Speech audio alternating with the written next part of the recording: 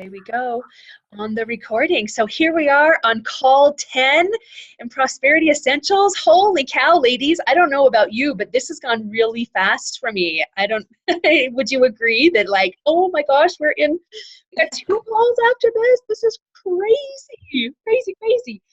I want to start off with some feedback from last week. I saw Amy Rose, you cracked your code, which is awesome. Was that fun for you? Yeah, Was it telling? Did you find out some new things about you? Not totally, but I kind of had cracked it before I even tried. But oh yeah, So when you cracked it online, you had already cracked it, like you were right with your code. Yeah. Sweet, yeah. Sweet. That is but awesome. I'm excited to do my families because I kind of want to know, because that will help me. It'll change everything. Yeah. It will. Literally. If you find out what their codes are and then speak to their code, game changer. Right. Literally, it's a game changer. So that is way cool. Amy Winfrey, what code are you? Do you know what bank code you are? AKNB. AKNB. Oh, that's right, because you replied to Amy Rose's as well. Yes. That's right. Yes. Very, very cool. That's really interesting. Did you have a hard time deciding between action and knowledge, or was it pretty well set? Okay, so action's pretty high and knowledge, because those are 2 really conflicting codes. Like actions make choices like this, and knowledges take forever to make choices and decisions. So I found that to be really interesting, that knowledge was your second in your code. So super cool. Amy Johnson, what's your code? Action, nurturing, blueprint, knowledge. Ah, very good. Amy Winfrey, I'm muting you. You have young ones in the background, so we're going to mute you. Very cool. Yeah, this bank code is so much fun. Like Amy Rose was saying, the next thing you want to do is crack your family's code, crack your spouse's code, or have them go in and crack it, and crack your kids' codes, because it's powerful. It's really, really fun to see what their codes are, and then to start speaking into their code. You will find yourselves coming together. If you find yourself like in an argument, or like suddenly like somebody's volatile towards you, you've just stepped on their code. I only speak because of my own experience. When I've known somebody's code and then I get all wrapped up in mine, and then my husband suddenly is like, what are you doing? And I'm like, oh shoot, I just stepped all over your code, didn't I? I'm so sorry. Their way of not honoring their code, because my husband doesn't like to be told what to do.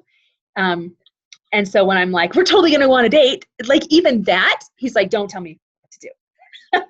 So I'm like, and then my nurturing gets all hurt, right? You don't want to be with me. And he's like, I would just say, and what's going on. So very, very interesting. All right. So sorry, my hair's falling out, but it's gonna do that today. Sherry, welcome, darling. We're happy that you are on. Type in your code for us if you've had a chance to crack your code yet, or if you've guessed what your code is, because it's just super fun for everybody. And then we're going to take care of some housekeeping, and then we're going to dive into 2 of the codes. So we got an overview last week, and now we're going to dive into action and blueprint, and then next week we'll do knowledge. Yeah, Amy's like, it's all about me today. I love it. And then next week we'll finish up with nurturing and blueprint, and then the last week we're just going to have a final review and overview of everything and next steps and all of that. Okay, and AB, I love that, Sherry. You are high in nurturing, though.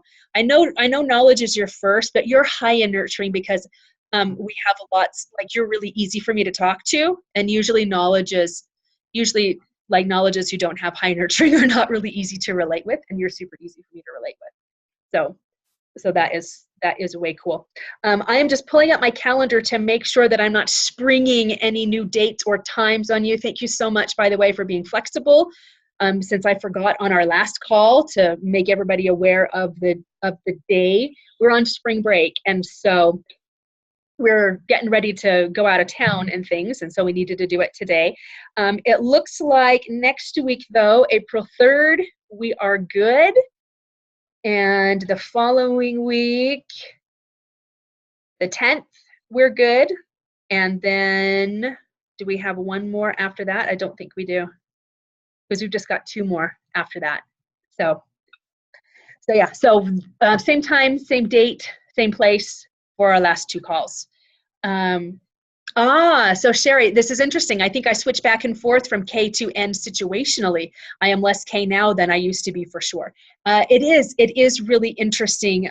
Usually life changes will have an effect on our personality, on our codes, like becoming a mother, getting older. Like anybody have parents who were super uptight when you were younger, but then as they became grandparents, like they're totally chill, and you're like, who are you and why weren't you there when you were raising me? Like life changes and maturity, like things happen, sometimes tragedies will alter our code a little bit. But it's interesting, Sherry, that you mentioned that you switch between them situationally, and that's what's so brilliant about the codes, is that you absolutely can do that. You can in order to have real authentic communication, it's a science and an art to be able to do that, depending on who you're talking to, being able to switch into somebody's dominant code, even if it's not your dominant code. Because remember, we have all 4 parts of the code wired into us, but we all have a specific one that is dominant. But just because K is my least dominant doesn't mean that I can't talk to another knowledge or step into that part of my code. So it's really, really cool. Yeah, Sherry says her parents have relaxed a lot. Yeah. So super, super cool. All right. We have coming up on the 19th, 20th, and 21st of April. It's a Thursday, Friday, Saturday. The Prosperity Approach Live 3-day intensive. I am so stoked for it. And I'm going to make an official announcement. We are going to add the online component to it. So it's going to be really fun and interesting how that all works. I've never done it before, but I got the go-ahead from my angels to do it, and we've got people who were interested in participating if they could do it online. So if you're like, I can't come because it's too far, or it's cost prohibitive because you got to pay for lodging, you got to pay for food, you got to pay for travel, and actually just watch it from the comfort of your own home and participate from the comfort of your own home. It's going to be a different experience for you because you're not live. So you're not going to get the full effect, but it will be live. So we're going to live stream it. And so it'll still be interactive. You'll still be able to ask questions. I mean, obviously you're not going to be able to work with a partner on some things that we have partners on. So we're going to do a little bit of modifying, but I think it's going to be an awesome, well, I know it's going to be a fantastic experience, whether you're there live or whether you are there via the internet web machine. So I will put on the link for it. It's still going to be the same price, $9.97, whether you do it online or whether you do it live. And you'll still get all of the materials for it as well. So you'll actually get them shipped to you before class starts. So you won't have to print anything off. Like everything you need, all the goodies and stuff will be right there in that fun box. So you'll get super, super fun mail that week of class. So like I said, it's April 19th, 20th, and 21st, Thursday, Friday, and Saturday. We'll start at 9. We'll go from like 9 till 5 or 9 till 6, and we'll have some breaks in there, and we'll have lunch in there, but I'm just planning to live stream the entire thing. And for those of you who are online, there will be a replay available for a very, very limited time. So you won't be able to download it or anything, and we're going to have some rules about that. Like you can't bring your family in if they haven't paid to be in the course and have them all watch the 3-day with you. If they pay for a ticket, then of course they can come live or they can participate online, but you will have a replay available for a very limited time. So mark that on your calendar. If you have any questions, you can reach out to me in the group. You can send me a Voxer, or you can send me a PM over Facebook. And I'm happy to answer any questions that you have. We're going to have a rocking time. I've been working on the curriculum, and I'm like, oh my gosh, I'm so excited to teach this to them. Because remember, it's my own modality that I'm teaching. So it's simple, it's fast, it's effective, it's fun. You're not going to get bogged down with so many details that so many other energy modalities have you bogged down in. And then I got permission to teach a specifically advanced form of subconscious reprogramming that I am just so stoked to teach you. So there's going to be other techniques, but you're going to leave with your mind blown, like, oh my gosh, that's what that is. Like, that's literally what's going on.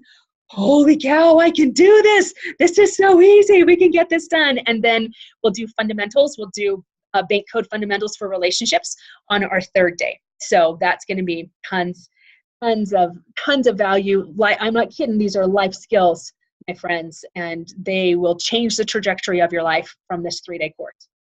All right. With that said, any questions before we go? Any questions or any comments? Okay, Amy, I will unmute you. I just You unmuted and I muted you again. Okay, questions, my dear. No, I have a comment. So I went back and was looking at I listened to the whole first call, and then I'm like 45 minutes into the second call. Uh-huh. And at the first of the calls, you asked for celebrations, and I haven't really given any. And Thank you. But from the very first call to where we are here now, Uh-huh. my life has changed so much. Like, I haven't acknowledged that there's been changes and haven't celebrated it, but my life is a whole lot different. It's amazing. Okay, can you give us a for instance? Can you give us a for instance? And thank you. Usually we do celebrations, and I was so excited to talk about the intensive that I forgot about celebrations. So we'll do that too. Do you have a for instance? Well, I'm bringing in money, and it's easy money. My grandma and my mom, in order for my mom to go somewhere, she hires a caretaker. And so she pays me just under what she would pay a caretaker. And it's super easy money. And I can do stuff that in itself is huge. Huge. So good. So good. And Yeah. I'm excited to see where else I can go, how much bigger and grander and greater. And so, and that's honey, just one thing. This is only the beginning. And Yeah. and if I can, so how old is your oldest? How many kids do you have, and how old's your oldest? I have 5 boys, and my oldest is 5. Okay, and your youngest is? They're 2. I mean, they're 1. They're 1. 1-year-olds. Yeah. She's got 2 1-year-old twins, and then 2 3-year-old twins. 3-year-old twins, And then a 5-year-old. 5-year-old.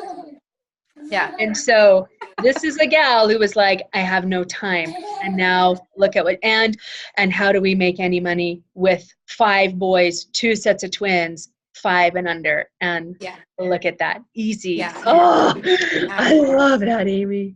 Yeah, me So too. much. I'm sure you do. Congratulations. Wow. Big celebration. Big celebration. Anybody else have anything they want to celebrate over this last week, or just through the length of this course that they want to share? Victories or ahas that they've had, or changes? I don't know why my video's not working, but It's weird. technical difficulties. I'm the only one at home, and it usually decides to cut out when I'm trying to do something. Yep. But I noticed I'm trying to figure out who I am since I've lived so long in victim mode. I'm trying to place myself now as I'm not that anymore. So it's been an interesting week where I'm just kind of sitting back and kind of listening for answers and being okay, who, if I'm not this person, who am I? So my husband and I were having a discussion yesterday about my son who left the church 2 years ago, and he's still filled with that emotion and rage of, I'm such a bad parent, and he goes on, and I just felt like I'm so much better off in these 10 weeks because I don't feel like I'm taking on his victimhood anymore. And so it's sad to see him in rage mode, still 2 years after the event has happened, and I'm trying to take him out of that and move his energy to be like, you can do everything. You could download the Bible into his head, but he's 21. You can't take away his free agency. He decided you can't just like go and be his free agent and be like, hey, you have to go to church and you have to, he's old enough to decide. And it's hard for him to, frustrating for me to see him get so worked up about like, it's like, he's old enough, he has to be his own self. And so that's the choices he made. And we just have to love him and move on from there. So. Wow. How does that feel? For me, it feels awesome. Because I don't feel like I'm taking on that power of like, oh, my son is so blah, blah, blah, and I'm such an awful parent and blah, blah, blah. Like, I'm not there. I'm just like, well, that's the choices he made and I've moved on. So awesome. We love him. And if he comes back to the church, great. If he doesn't, he's still our son. So it's really interesting how freeing that is. And thank you so much for that, Amy. And I'm going to give you a technique that you can use that will help you to really get out of that victim. And it's interesting because even in my own journey, like I have been priding myself on not being a victim, right? Like I just own stuff and I take responsibility. And yet I was listening to my language and it was a total blind spot for me. And my mentor is like, you're totally operating in victim mode here. I'm like, oh crap, I didn't even know. Which is why successful mentors have for themselves, because we're in these blind spots, and they're called blind spots for a reason.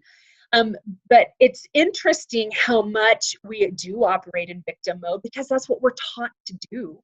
We're indoctrinated with how powerless we are and that we're a victim to circumstances. And if we're not a victim, we're a survivor, which is nothing more than a victim with a badge. And so I would rather just be one who creates my reality. And when we have other people, other players in our game, right, who love to blame us, and because we love them and because we are as mothers and as women, we are highly intuitive and we tend to take on other people's things that are none of our business to take on. So Amy, you were talking about letting go of his energy and his rage and just letting that be his journey instead of taking the credit or taking the blame for decisions that he has made. It's like, you know what? My job is to just love you no matter what you do and no matter the choices you make. And it's so freeing and so light when you realize, okay, you're taking a path that, I'm not sure I would want to take, whether we've got some people who are religious. We have other people who aren't religious that are in this group, but everybody here believes in God. And so some people choose to just cut themselves off completely from God. And that's certainly a path and certainly a journey. It's a hard one. It's a darker path to take, but there are gifts within that journey that he can't get any other way. Just like we'll look back on things and say, gosh, that was such a dumb mistake. That was such a dumb choice. Why did I do that? And yet there were gifts and lessons that you couldn't have learned or picked up in any other way. That's why all things work together for our good. That's why all is good, but it depends on what lens we choose to view it from, right? And so I did a really powerful reflection this last week. My mentor gave me this assignment and she said, I want you to look back to this last quarter. And we can do this from, just from when class started. Since January, what have you learned? What gifts have been brought to you and what powerful lessons and insights have come to you over the last 90 days? And you can do it over a year, but you can do this with the whole journey with your son, Amy Rose, if you want. But I really like it in smaller chunks of time so that you really can see how amazing life is and how wonderful God and the universe really are to support you and to prepare you and to give you the tools that you need. And so this took me about a half an hour and I just went into, all right, so what lessons did I learn? What was brought to me? What patterns did I notice? What where do I usually default to, and how did I grow, and what came from this? And it was really, really powerful. Some things that I was like, dang, I knocked that out of the park, and other things that are like, you know what, I'm still in blame here. And I've still got resentment here. So this still needs some improvement. And it wasn't anything like, because I'm such a horrible person, or, there wasn't any judgment put on that. It was just, oh, this is what I'm observing. There's still some things to work through here. And so I haven't arrived, and none of us do, but it was a really, really powerful exercise. And so I would encourage all of you to do that. Carve 20 or 30 minutes out and just, all right, over the last 90 days, what gifts have been brought to me? What lessons have I learned? What patterns have I noticed? And what insights have I gained over these last 3 months? Really, really powerful. Thank you for that, Amy. Does anybody else want to share any victories or insights that they have had before we jump? Sherry, I'll let you unmute you. Okay. I've had a lot of insights. I think since this class has started, I feel like floodgates have really opened up as far as me seeing my limiting beliefs. And they just keep coming and coming, and kind of on deeper levels. And sometimes it's a little bit overwhelming and even a little discouraging. It's like, oh, wow, I have all these limiting beliefs. But I know that I'm ready for it, because that's why they're coming up. And the trick for me is to try and not get stuck in that and get to creating a new belief. But I am starting to go to, once I figure it out, okay, let's go create a new belief and figure out the new belief. But I've also had a hard time figuring out what I really want, because through this process, I've realized that I've told myself that I should want things that I don't really want for a long time. And that I've also kind of felt guilty for wanting what I really want. And that gets to be kind of tricky and messy sometimes. Mm-hmm. But I've also been trying to figure out a way. I look at my horses, I go down and take care of them every day. I'm thinking there's got to be a way that I could create a business with my horses. But I still haven't been able to figure out what I could do that would feel really good. So that's where I'm at right now. But awesome. Can I ask a couple of clarifying questions? Yes, please do. So you made two statements that contradicted each other. You said, I don't know what I want, because I have wanted things that I thought I should want, but I felt guilty for what I really do want. So what do you really want? You know what you want. You just said that you did, but you felt guilty for wanting what you really want. So what is it? Well, wanting what I really want, I think it comes to some beliefs that I had. I want to really be a good homemaker and take better care of my family. And I wanted a bigger family. And I'm kind of looking at myself like I'm in my 40s now, and my husband doesn't want any more kids. And there's a part of me that wants another child. And so I'm feeling a lot of conflict about this, about me thinking that I should be building a business, when there's this other part of me that's like, no, I really want to just create a really nice, beautiful home that's very welcoming and inviting for my family. And so that's kind of feels like it's at odds, because I have this belief that I can't really create and run a business and do really well at creating my home and having the home life that I want. Mm-hmm. And okay, so it's really deep. It's a deep thing. So which one feels more exciting and more freeing to you? The building the business or creating the home life that you see in your mind? Creating the home life, for sure, right now. Yeah. Okay, then follow your heart. And follow your heart. You're feeling this conflicting because the should that's filled with judgment and filled with guilt, right? I should be doing this because I have this training here and I invested all this money over here. That's probably a real trigger point. I need to make the money worth it. Okay, so we get to set that down, because remember, money's just a result. It's just a result. If you're having ideas like, I should be able to, like, I would love to have a business with my horses. Oh yeah, you can have a really lucrative business with your horses doing equine therapy, or even like rent a friend, or like any of that. Like, there's so many things that you can do, but your heart is pulling you in a different direction right now. If you will honor that, your mind will be flooded with ideas about how you can grow a business. And it will be easy, and it will be light, and it will be fun. So that's what I would say. Other part of me that wants to spend more time with my horses because for so long, it's kind of just become a chore. Oh, I have to go take care of them. Mm-hmm. And when I go spend time with them, I feel replenished and rejuvenated because spending time with these beautiful creatures just they fill me up. They fill my soul up. Uh-huh. And so part of me, I want to spend more time with them. But I don't know. I just there's this conflicting. But thank you. I need to follow my heart, and my head can jump in and just start giving me all these reasons why that's not the right thing to do, or you want to make some money here. How in the world is that going to work? And yeah. So then you just say, I don't know. I don't know how it's going to work, but I don't need to know how. I'm just going to follow my heart and trust. And we're going to see how it unfolds. So when your mind is like, how is that going to happen? Answer it. But answer it from a place of certainty and confidence and authority. And it can be, I don't know, I just know that it will. So stop arguing with me. Because remember, your conscious is the captain and the subconscious is the crew. So you give orders, and then the crew will obey the orders. Well, we're going to go off a cliff. We're going to be fine. So stop.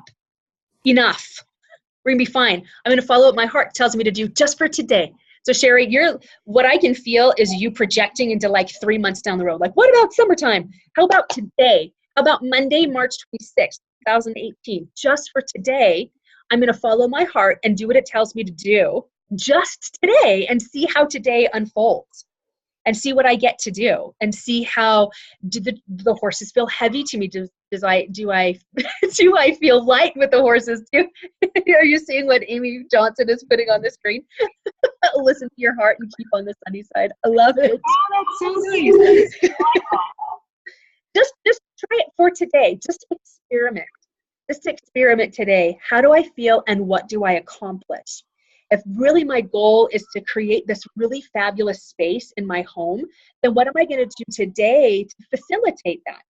Well, there's so much that can be done. All right, but where do I want to start? What feels easy to me to start? If I can't look at the countertop in the kitchen because that's just too big, can I go to a drawer in my bedroom or in my bathroom and start there because it's an easy entry point and it makes me feel good? And I look at it and I go, oh, that feels amazing.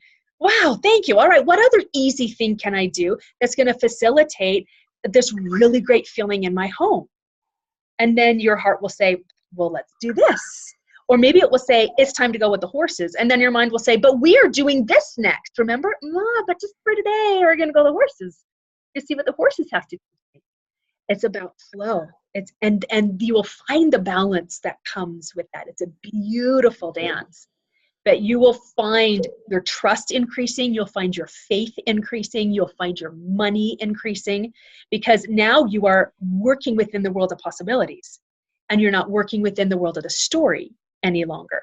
And I just want to touch on one quick thing that you said at the beginning is that you have like all these limiting beliefs and there's so many and it's overwhelming. And I had a call with one of my clients this morning and we were talking about that very thing about like, seriously, we're here again. Like there's more. I thought this was done. And you know what? We're not.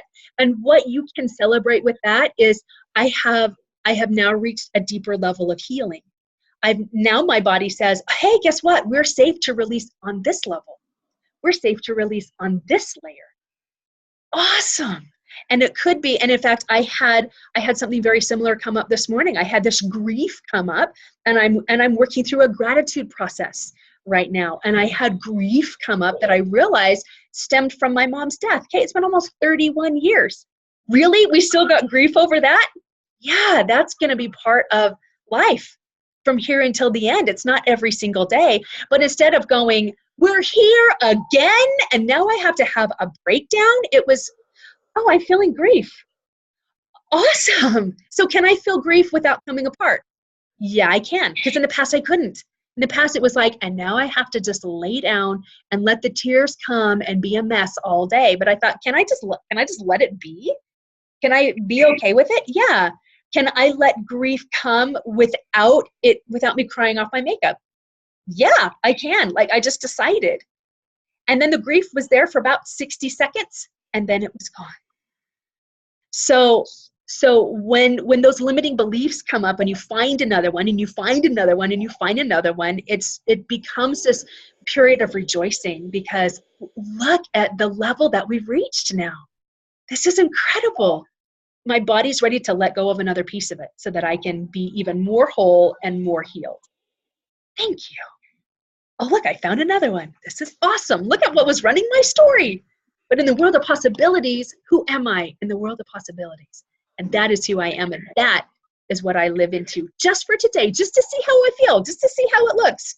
Just for today. I can always go back to the story. Like, the story will always be there for you to pick up and put back on again, always. So have that comfort there that you can go back to your default and what's familiar anytime.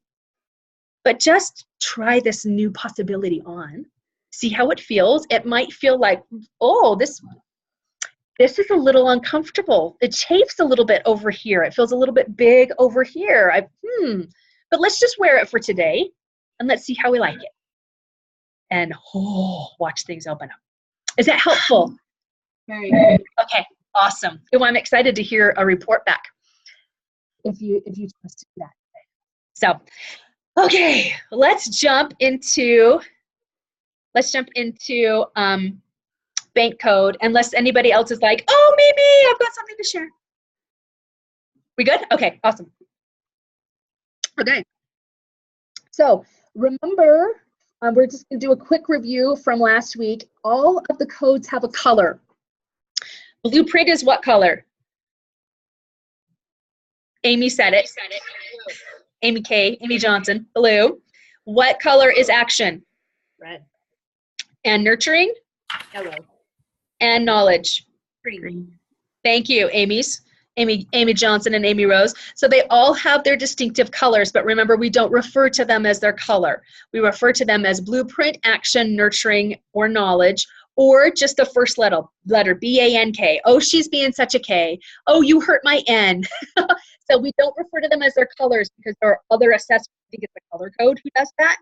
And we don't want to be mixed up with other ones. That bank is its own thing. So a lot of people get, they just are kind of trained like that to think in the colors, but we call them by their name or by their first letter of their name. Now, each code has a set of values that they live by. And this is what drives everything, okay? They're not right, they're not wrong, they're not good, they're not bad, they just are. Okay, these are their motivators, these are their drivers. They make decisions based on these things, and they're wired that way. We are wired, we're programmed, we come this way. Okay, and as we can understand that and really wrap our heads around that, it does a number of things for us. First of all, it increases our compassion for other people. It also increases our understanding and our empathy for other people. Instead of like butting heads so much with other people or judging them because they're not like us, we understand, oh, their set of values that they were programmed and have been wired into is just different from mine. They're not better, they're not worse, they're just different. And these are the lens that they look from because that's how they're programmed to look through those lenses. It's not that this person is a complete jerk, although we can always do things that are jerky, right? But that doesn't necessarily have to do with our personalities. Just with our choices or the mood that we're in kind of dictates our behavior sometimes. But it doesn't mean that, somebody's just trying to be difficult.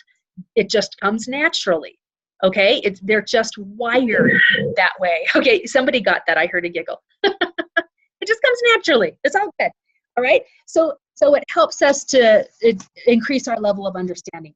Now, people reveal their codes constantly, and this is what's so exciting about bank code. When you know what to look for, pinpointing people's codes becomes really easy. It's a fun game that you can play. It's a lot of fun. You just need to know what you're looking for. Now, those of you who come to the 3-day intensive in April, the whole theme of the intensive is this Einstein quote. Einstein said, "Any intelligent fool can make things bigger and more complex. It takes a touch of genius and a lot of courage to move in the opposite direction." Bank code is simple. My energetic connections is simple. The advanced techniques for reprogramming your subconscious are simple. And that's what you're going to love, because instead of this, I'm completely overwhelmed by everything, you're going to leave going, like, seriously, that's it? Oh my gosh, I can do that. Like, really? That's it? Yeah, that's it. It's really that simple. And it's not that it's not valuable, but it's simple. Okay, so that's really what we want to remember with bank code, is that it takes courage and it takes a touch of genius to go in the direction of simplicity rather than making things more complex and harder to understand and, you know, even you know, bigger and more violent. All right, so let's talk about Blueprint, and let's talk about what they value. And those of you who have your notes, I'm going to give you the words, the values, and you're going to write them in. All right, so these are what is really, really, really important to a blueprint. They hold these values in very high esteem, okay? They make all of their decisions based on these values. It's really important to really understand that. So the first value is stability. Stability. The second value is structure. If you don't have a plan in place for a blueprint, they are out. They need structure. They need stability. Systems. They love systems. In fact, like for entrepreneurs, lots of blueprints are very attracted to, like, franchises or anything that has a turnkey system where this is just what you do. Here's the formula and it spits out the same answer every time. Teach them a system and they are so happy with that. Blueprints want their systems. So you'll find lots of blueprints in franchises because of the system that they have. Planning. Blueprints love to plan. Actions are like, why are you so boring? Why do you have to itinerary everything? Why do you have to itemize everything? But blueprints love to plan. They love to plan. Processes. They like processes as well. Predictability is big. Actions go into hives over this, but blueprints love predictability. Responsibility is also a value of blueprints. Credentials are important to a blueprint. If you have an MD behind your name, if you have a CRM behind your name, if you have a PhD behind your name, if you have a CEO or title, CFO, whatever that is held in very high esteem to blueprints. They like credentials. Titles and tradition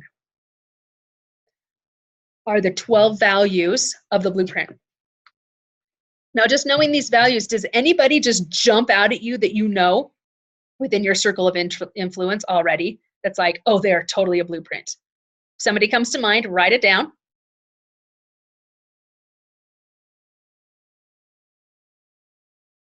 Let's see, the R and D, responsibility and duty. Oh, did I skip duty? Sorry if I skipped duty. And rules. The other one is rules. Oh gosh, guys, I got so excited to talk about credentials and titles. I skipped over duty and rules. My apologies. Thank you for catching that, Sherry. So I'll go over them once again. Stability, structure, systems, planning, processes, predictability, responsibility, duty, rules, credentials, titles, and tradition. Now, those are the complete 12 values of a blueprint. Now remember, blueprints live inside the box. Don't mess with their box. They like their box. It's a very comfy box. They've got it just the way they want it. That box is really important to them. Being organized is important to a blueprint. Blueprints are also conservative. And I know these are some fill in the blanks in your notes. The name of the game for a blueprint is safety and stability. Sherry says, I used to be very much this way. I just noticed that real life does not fit into this model.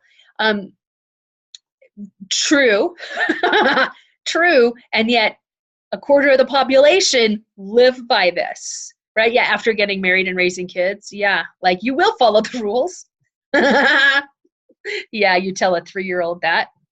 Yeah, it's really interesting. But a quarter of the population, these are really, really big things. And so like the people that are like, life is terrifying and life is scary and make sure you stay safe, that's a blueprint right there. The name of their game is safety and stability.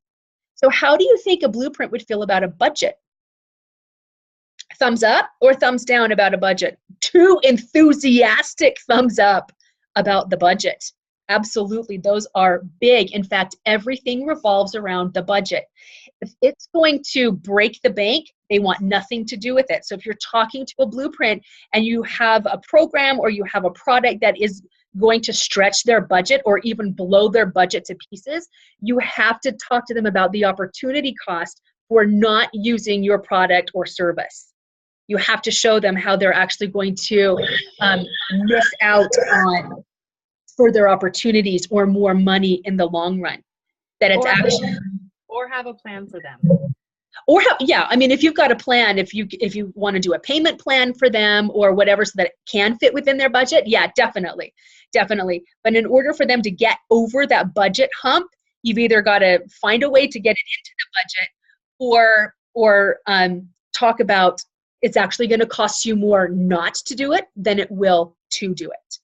Okay, and it's not about fear. It's not about instilling fear or scarcity in a blueprint, but it's called opportunity cost. It's actually going to cost you more not to. And then they're like, how can we do this? Here's your ROI. They are punctual. They are early to appointments. Okay, my parents, we have dinner with them once a month, and we meet at different restaurants. And if we are going to be more than 1 minute late, we have to text them and let them know. Oh, we're on the freeway and we're just getting off the off-ramp now. We'll be there in 3 minutes. It's 5:01. Like we're driving and my husband's like, what time is it? And I said, well, it's 5 minutes to. And he's like, we're 7 minutes out. You better text your parents. And I'm like, it's 2 minutes. And I know full well their blueprints. He knows full well their blueprints. That's why he's telling me you better text them. And right before I was able to, I get this text at 5:01. Where are you? They have no grace period. They have no grace period. It stresses them out because it's rules. That's the rule. Here's the time that was set. There's the rule. You have a responsibility to be there on time. Do not waste people's time. All right? They are rule followers. Rules are meant to be what? If you're a blueprint, they're meant to be followed or enforced. Yeah, rules are there to keep us safe. They are there for a reason. How do you think a blueprint will dress? Are they super flashy? No. No. They'll be professional and they'll look appropriately. Yes, they'll be nice and conservative. Yep, and they like to dress very professionally. So khakis and nice dress shoes, even in a casual, very practical. Yep, they're practical, but they like to be very professional, very well put together. 2 other B words that can describe a blueprint is bossy and boring to some other personality types. Blueprints can come across as bossy and boring.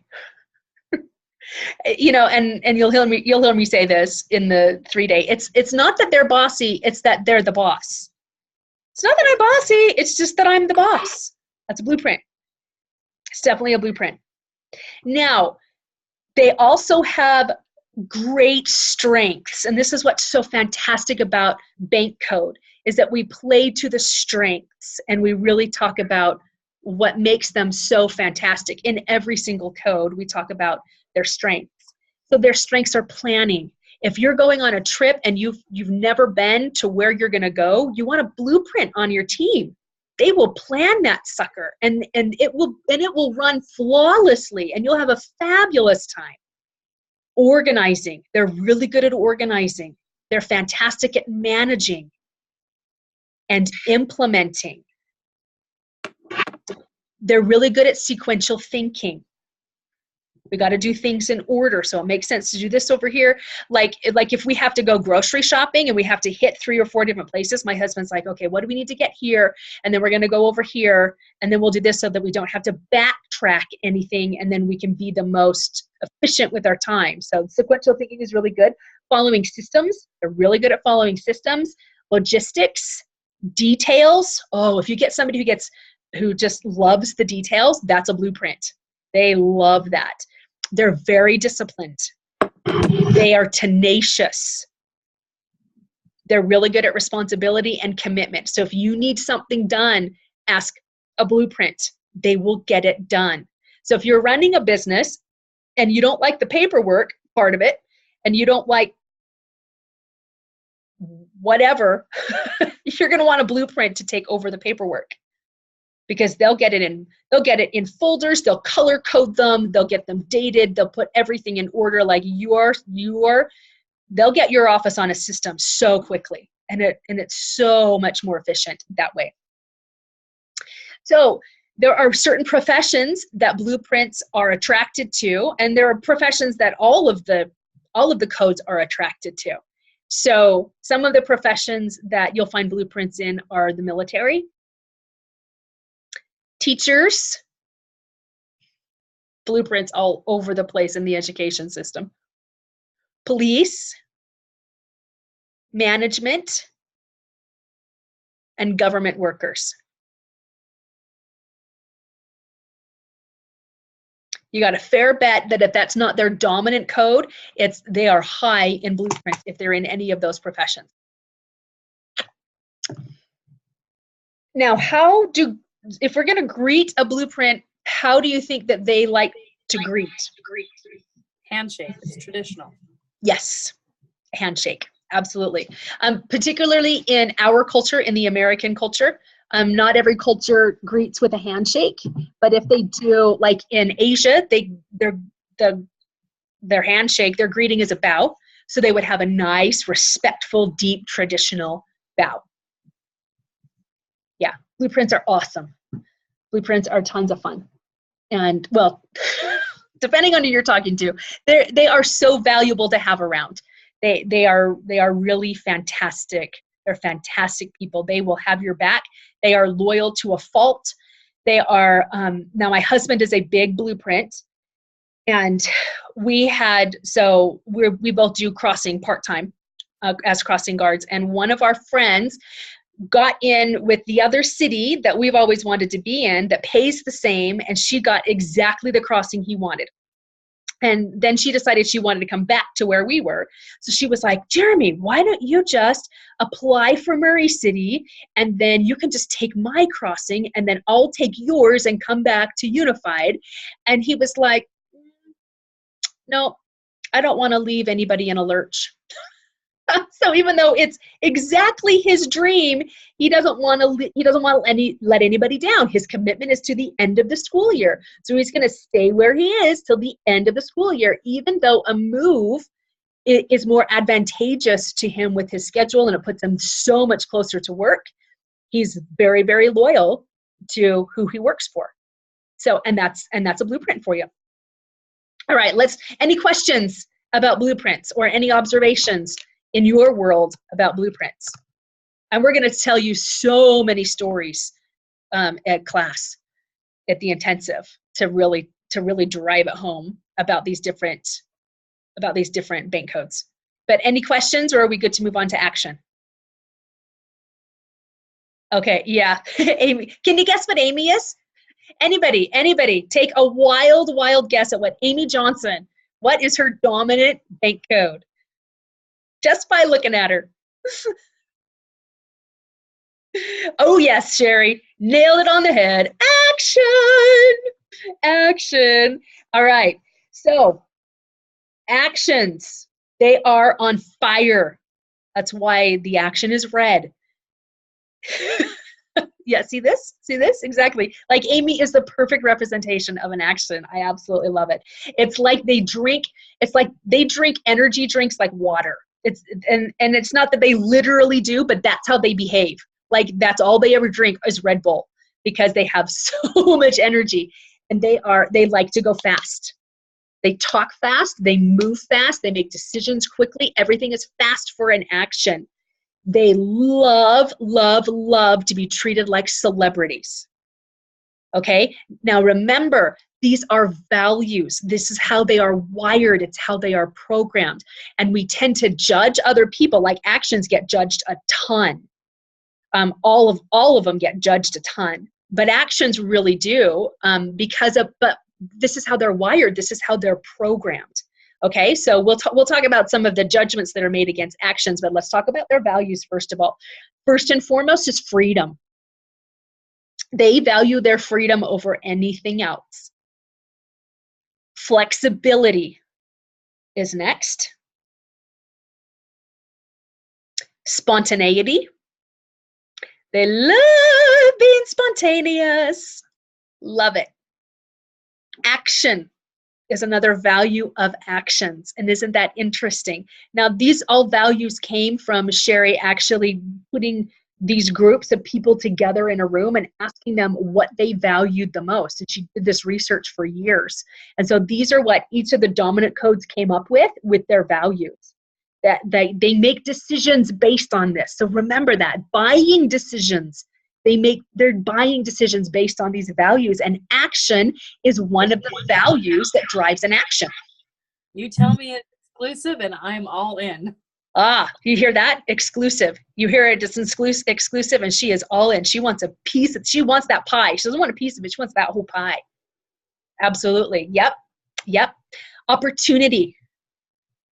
You call up an action, I've got an awesome opportunity for you. They're like, what? What are we going to do? Yeah, they love opportunities. They love excitement. So if you put a lot of excitement in your voice and enthusiasm in your voice, they're called triggers, and you are going to trigger good things in an action when you're excited. Attention. Actions love attention. Why do you think that she wears a unicorn headband? It draws attention to her. Do you think a blueprint would ever be caught anywhere in that? Absolutely not.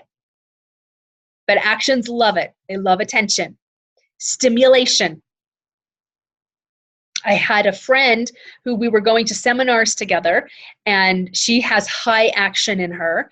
And she was like, I need candy, I need gum, I need something, because these things are so boring that by the afternoon I've got to have something to do to stimulate me. So she had to have something that would keep her mouth busy so that she wouldn't talk all the time in seminars. Okay, so they like stimulation. Competition. Oh, actions love competition. They love contests.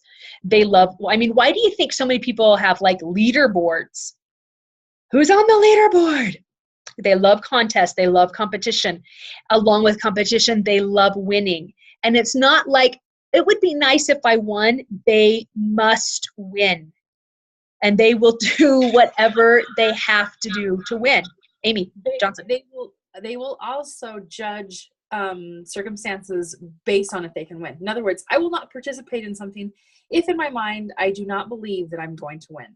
Just not worth the time. It's not going to be fun for me. I'm out of here. Ah, which leads us to the next value, which is fun. So, yeah, fun is a value. It's a driver. They make decisions based on it. Why do you think school is so hard for many little kids that can't sit still? Their actions, and school's not fun. It's taught by blueprints. It's boring. Fun is really important. And last but certainly not least to an action personality is image. Image is important to an action. It's a value. They are wired for this. You will have actions that are on the brink of bankruptcy driving BMWs. My first business coach was in action, and she talked about she had to foreclose on her properties and she was still driving around a BMW. She would not sell her Beamer to pay her mortgage because image was so important to her. Now, can you see where already we're going to have some judging going on between actions and blueprints? Different personality types. Actions can come across as super flaky. They don't want to make plans with you in case something better comes along. And they will cancel plans at the last minute if something more fun comes along. Even as adults, they'll do that. They love last minute things. They love, like, let's just hop in the car and drive. You want to give a blueprint cooties? Tell them that. I don't know. Let's just hop in the car and go on Angel's Wings. They'd be like, oh, hell no. We're not going on Angel's Wings anywhere. You tell me how long we're going to go. You tell me what the budget is. I will tell you the quickest route to get there. I'll tell you where we're going to eat, where we're going to save money. And actions are like, oh, you just killed me. Mm-hmm. So my husband is nurture is his number one, but blueprints is number two. And that is one of the biggest things that that I struggle with when we're doing planning for vacations, because when I go on a vacation, I just want to go. Like, I don't know. Well, what are we going to do? I don't know. And we'll just see how it goes. And he's like, no, seriously, what are we doing? This date, this date, this date, this date. And so I have to, like, to honor him, I have to learn to, like, give him something, like give him a bone without having to be, like, completely structured. Cause then I'm like, no, that's not fun. Yeah, which is actually really great because it's honoring both of your codes, because blueprints blueprints aren't so rigid that it's like every 10 minutes has to be structured, but give us some sort of a skeleton and then we can be fluid within that structure. And so that's a really good marriage between the two, so that you're still honoring both of your codes. Yeah, we've got room to be flexible here, but this is where we're going to be spending the time, because remember, like, they don't want to waste time. And so spending 5 days just doing whatever feels like a huge waste of time to a blueprint. And time is really important to them. They're punctual. They like, we got stuff to do. Like, you want to put an action in hell, have them go to Disney World in June, July, or August with no plan. Because you can't be spontaneous. Like, you cannot be spontaneous in Disney World. You can't, not anymore. 20 years ago, you could just be like, oh, what park are we going to go to today? You can't anymore with all of the people that descend on Disney World, especially in the summer months. Now, how do I know this? Because my brother is a high action and he refused to make any plans with me.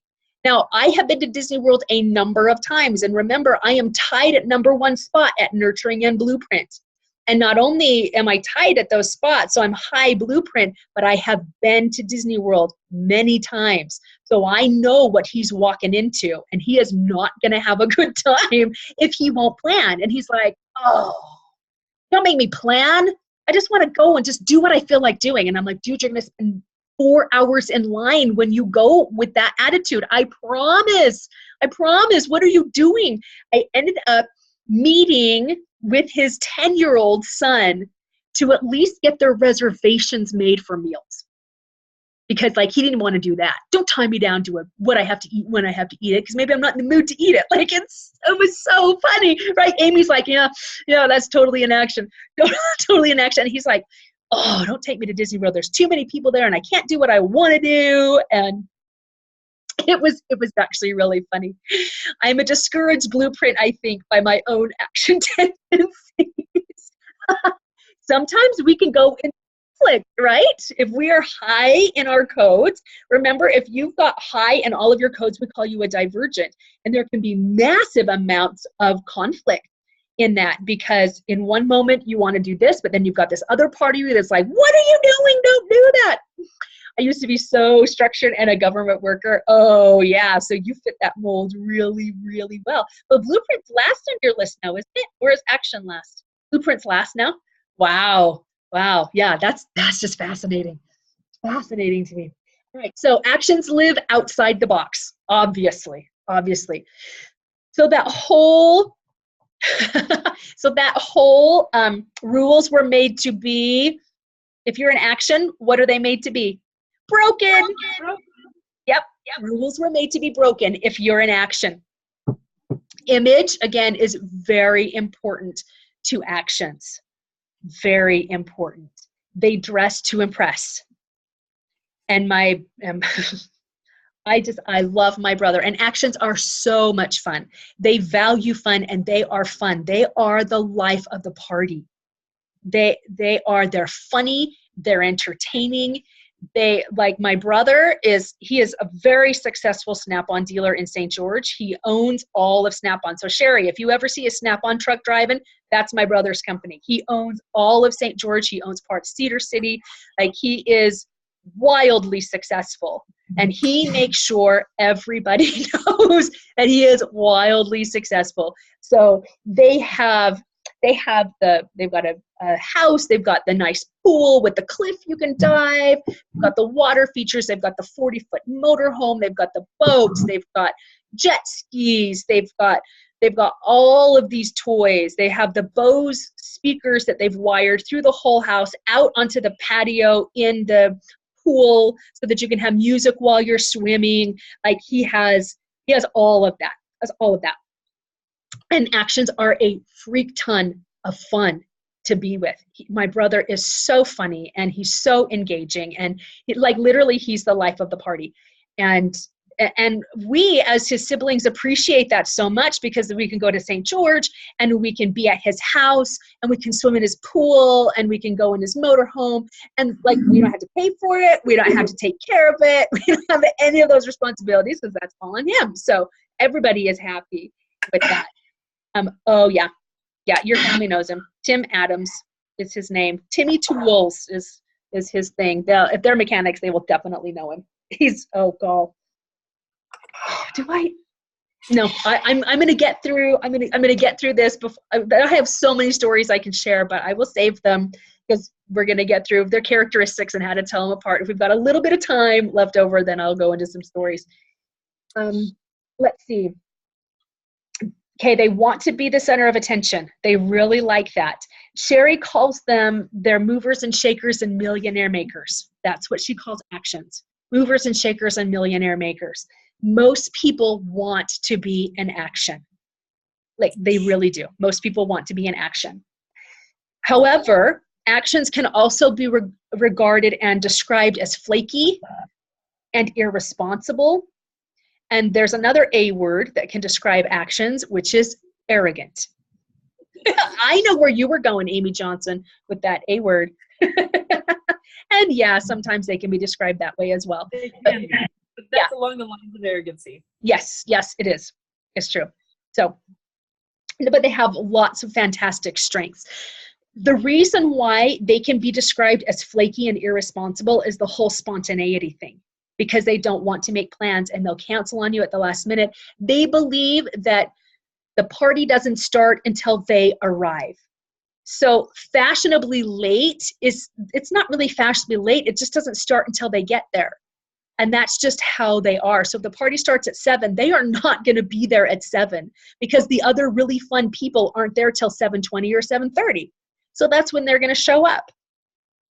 And it's how they roll. But that can come across as very arrogant and very irresponsible and very flaky. Oh yeah, we're waiting on them again. They're always late. Always wasting everybody's time. Yep, that would be a blueprint talking about an action. All right, but let's talk about their strengths. They're really good at promoting. They're good at storytelling. They're good at tactics. They can pull things together. Like, you want to talk about pulling stuff out of your butt and making it work. An action can do that. Totally. Yep. They're last minute kind of people. They're super performers. They're really great at performers. They're really great at negotiating. They're good at having fun. They're good at entertaining, improvising, competing. They are also realistic problem solvers. They're really good at that because they can think outside the box. They're good at troubleshooting. They're good at handling crises, because remember, one of their values is flexibility. So if a crisis has come along, they just flow. They just bend to it, and they're super flexible. Blueprints come undone by a crisis because they're so rigid. But actions, they can handle a crisis really, really well. They're good at creating momentum. They're good at building teams, and they're good at closing sales. So let's talk about professions then. Athletes, professional athletes, you got to bet their actions. Anybody in the entertainment industry, salespeople, entrepreneurs are all high action. Now remember, that doesn't mean you have to be in, the action has to be in your dominant spot in order to be like a successful businessman or a successful entrepreneur. Action doesn't have to be in the dominant spot, but you do have to have high amounts of action in you, which you'll find when you come to the intensive. You'll be able to take the full-on assessment and see exactly where on the scale of 1 to 25 you have that action in you. If you've got a 12 out of 25, you're probably repelled by actions. Being an entrepreneur is going to be hard for you because it's so low on, action is so low, and it requires a great deal of action to be an entrepreneur.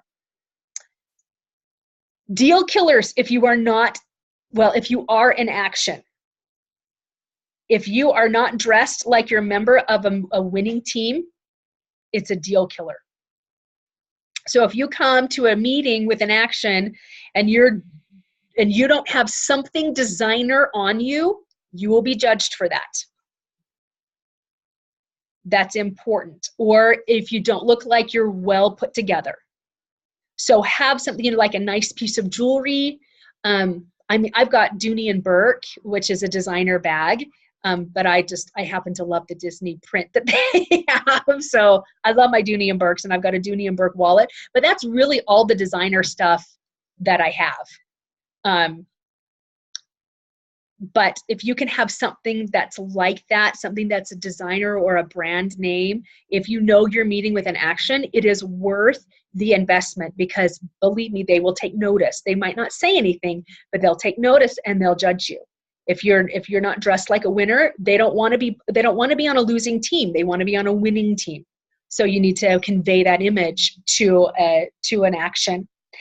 Image is important. It's all about me. It's all about me. That's what actions are about. It's all about me. See, and it's okay. Like Amy's like, yes, it is. And it is. It's all right. Remember, these are wired into them. They're programmed. They come that way. Okay, what's their greeting going to be? If you're going to meet with an action, what's their greeting? Is it going to be a handshake? High five. Yep. Yep. Give me a high five. Yep, absolutely.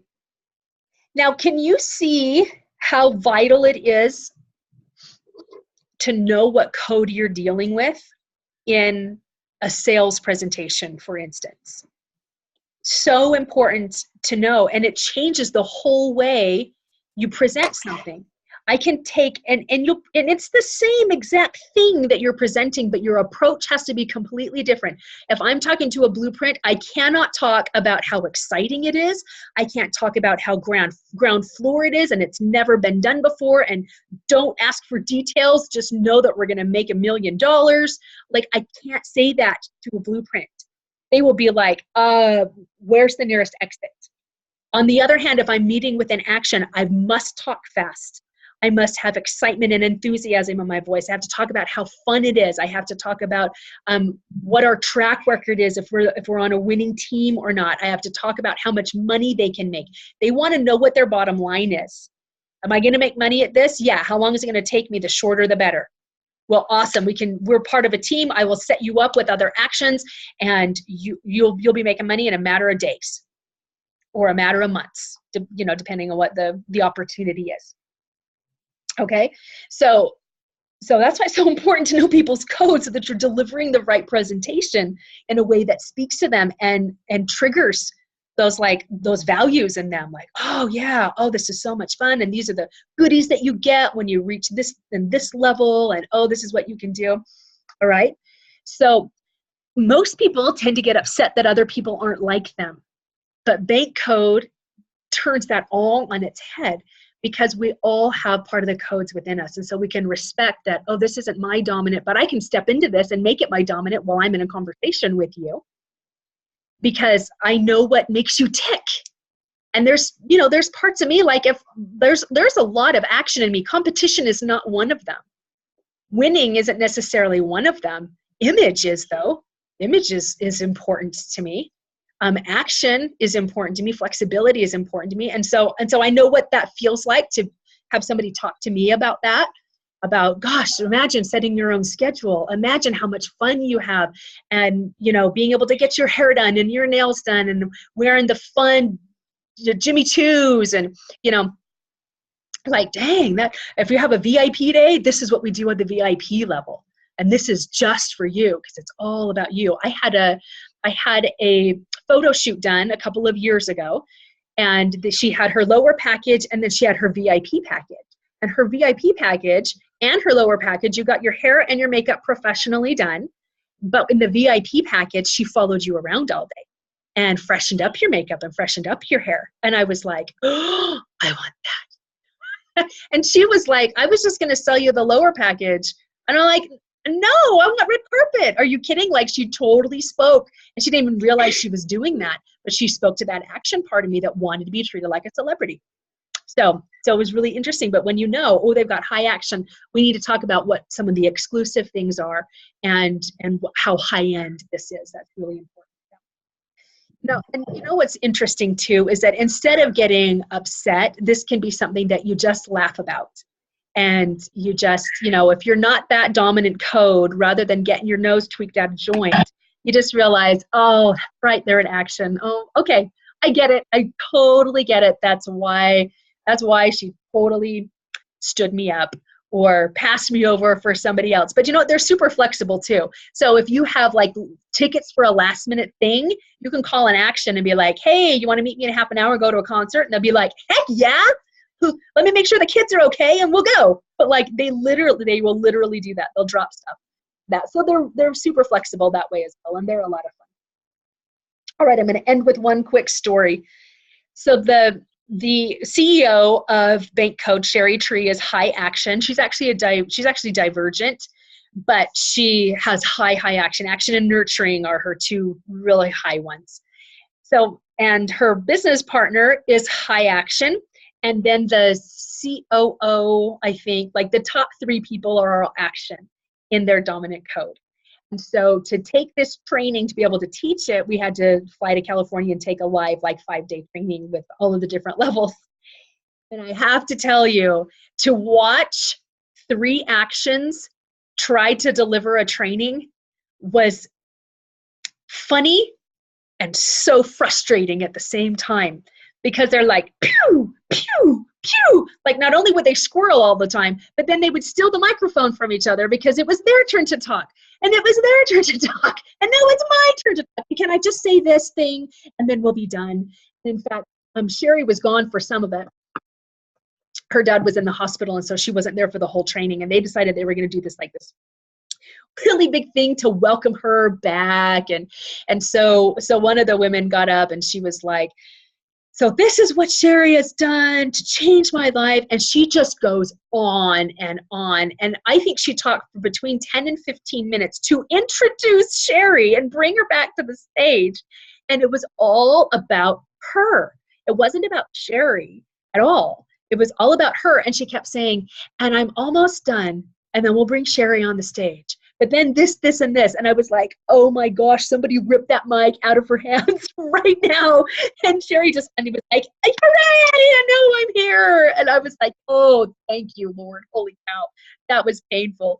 So they needed to get a blueprint in there to get everybody in line and be like, all right, you have 5 minutes, you have 2 minutes, and then stick them with that time frame, because it helps keep them.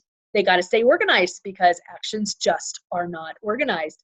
You give an action a stage and a microphone, and wow, there's no telling what will happen. It'll be entertaining. It will be that, but you're like, when we got stuff to do and places to go, like, come on, people, wrap it up, right?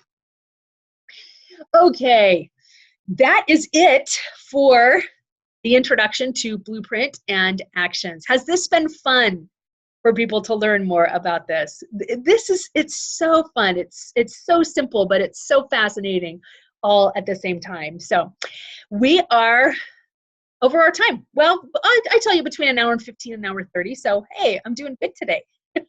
It's fantastic. All right. So next week we will go into nurturing and knowledge, which are two other fascinating. They're all fascinating. The name of the game for Blueprints is Safety and Stability. Safety and Stability. The name of the game for Actions is Fun. It's going to be fun? Then I'll go. If not, then no. That's why they have a hard time with church a lot of the times. So, all right, ladies, again, thank you so much for joining us. I'm going to unmute everyone so you can say goodbye. Catcha? Unmute. There we go. There we go. All right. Thank you for joining. And we will see you all next week. And if you've got any questions, post them in the Facebook group. I'll also put the registration link up. And if you want to do the online option, then just either put it in the group or send me an email that says you want the online option. So we'll make sure that you have the code and everything to get in for online streaming. It's going to be awesome. So, all right, ladies, you are fantastic. Have a fantastic rest of your day. And we will see you here next Tuesday at 11 a.m. Mountain. All righty? Bye. Have a good one. You're welcome. Take care. Thank you.